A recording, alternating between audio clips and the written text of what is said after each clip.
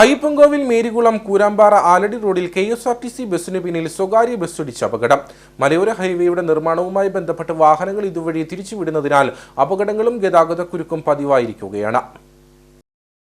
മലയോര ഹൈവേയുടെ നിർമ്മാണവുമായി ബന്ധപ്പെട്ട് ആലടി ടൗണിന് സമീപം മണ്ണിടിഞ്ഞതിനാൽ വാഹനങ്ങൾ മേരികുളം കൂരാമ്പാറ റോഡിലൂടെയാണ് തിരിച്ചുവിടുന്നത്.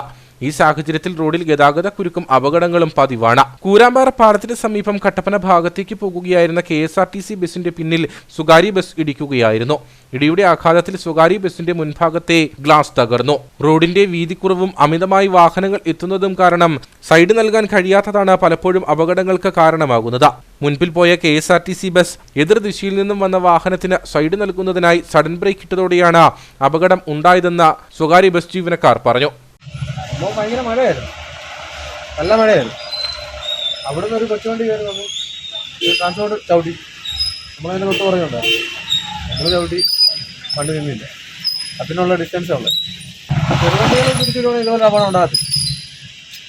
ഇതെപ്പോഴും ഇപ്പോൾ ഇത് തന്നെ ഉണ്ടോ, ആർക്കും ഒരു ഇതില്ല, എല്ലാവരും വരുന്നവരെ ഒന്ന് കയറി വരത്തുള്ളൂ. അപകടത്തെ തുടർന്ന് ഇവിടെ ഏറെ നേരം ഗതാഗതവും തടസ്സപ്പെട്ടു.